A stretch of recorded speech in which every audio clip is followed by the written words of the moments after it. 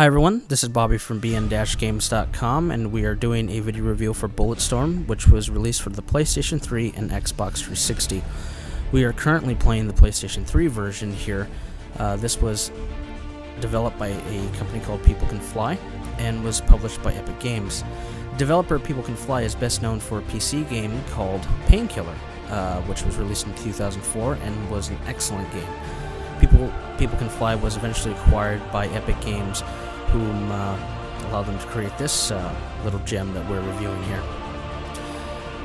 Bulletstorm is the story about Pirate Gray on a quest of redemption to kill his old commander for events that I won't spoil. There's not a lot of story context other than you're out to kill him and a lot of other people. The game is best known for its vulgarity. It is not afraid to combine cuss words in ways never thought of before. It's definitely not a game for children, because these are the sorts of terms your children or cousins, nephews will eventually repeat in school and get in big trouble. Thankfully, they give you an option to turn down the voice all the way. Now, the voice acting is fine. It's not the voice actor's fault per se, it's just the dialogue that was written for them. And the main character is voiced by the same voice actor who plays the voice of Spike in Cowboy Bebop the anime. So if you watch that series, you'll never think of Spike the same way again. Bulletstorm's tagline is "Kill with Skill." Now, kill with skill, I think, is a bit misleading.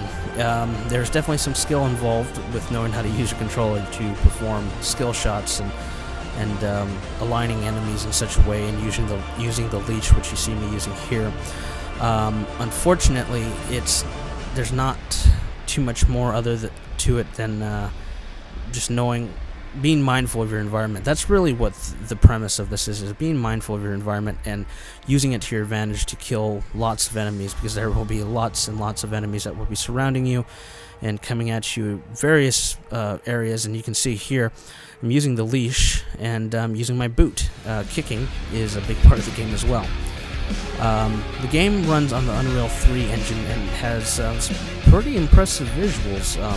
If you've ever played Gears of War 2 or even 1 on the Xbox 360, you will know that Epic's pretty good about creating grand landscapes, and you'll see a lot of that here as well. Now, the game is running on the Unreal 3 engine, and it plays pretty solid. Very few instances where you'll see the frame rate dip. Only when there's a lot of enemies on screen, and usually that doesn't happen towards the end of the game, because most of the time you're flanked by 3-4 enemies at a time. Towards the end of the game, you might get flanked by many more. There's some impressive visual effects here, like the sniper rifle with this Matrix-like slowdown effect, where you can steer the bullet and slam it into your enemies, and in some instances control them. There's also some pretty gruesome ways to die as this headshot. It is a very, very viscerally satisfying game when it comes to killing, and there are very, very many ways to kill, and that was the goal of the designers. As you can see here, as I'm killing a lot of these enemies, you're seeing the scoring system. The scoring system has an arbitrary story context, which really boils down to you earn points, and then you can spend points for more ammunition or upgrades. There are plenty of upgrades. Each weapon at least has one alternate fire, and you'll eventually pick your favorite. For the most part, I think you'll be using the leash, as you see me using here, which can grab most enemies and pull them right toward you. If not, there is a secondary effect which causes like an area effect blast, which will launch all of the enemies in the air and allow you to do other sorts of juggling. Juggling is probably the best or the most fun part of the game. You'll have these timed events as well, as you can see here, where I'm running through trying to get to the end of this before the time runs out, otherwise I die. These events happen almost every act, so be prepared for them. They're not very difficult to get through. And right here you'll see me use that area effect bomb, which can devastate multiple enemies depending on the environment. There'll be situations where you have like spikes in the air and they'll take them out, and that sort of thing. Midway through the game, the story gets pretty serious. The first half of the game is very silly. They use every excuse to put the word dick in every sentence. And towards the end of the game, things get a little more serious and the tone changes. It's not for the best, and even with the voice off, just reading the subtitles, it was a little hard to swallow. I wouldn't be playing this game for story on any level, as I said. It's pretty much the action sequences, like you're seeing here, just these epic sequences where you're just destroying everything, using the environment to your advantage to kill everything in sight, and that's the most fun in this game.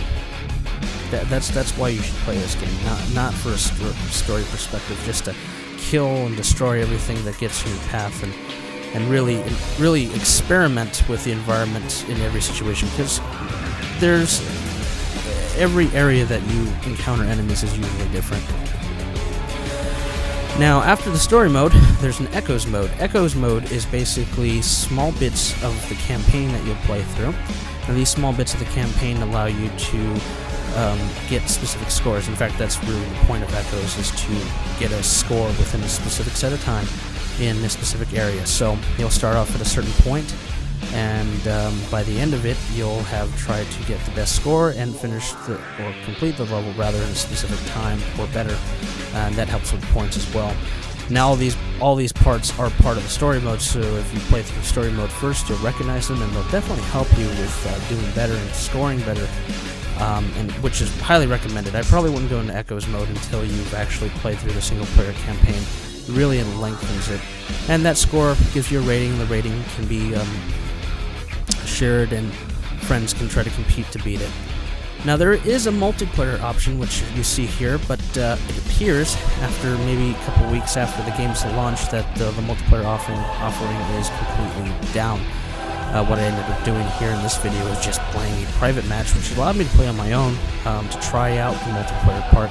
But it's very, very disappointing that the community has pretty much abandoned it. That's as far as I can tell from this review.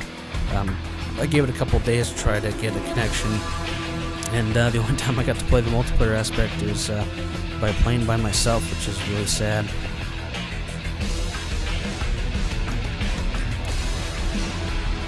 At the end you get scored, and that goes towards the level, which helps. I guess it would help if people were online. Well, that's all for this review. This is Bulletstorm for the PlayStation 3. It is also on the Xbox 360. I would give this game 3 stars out of 5. The voice dialogue alone is enough to turn me off, and probably most people. The gameplay is pretty solid, but with the multiplayer being nearly dead in the water, there's not a lot of replay value after the fact. So, at best, this is a rental. Thank you.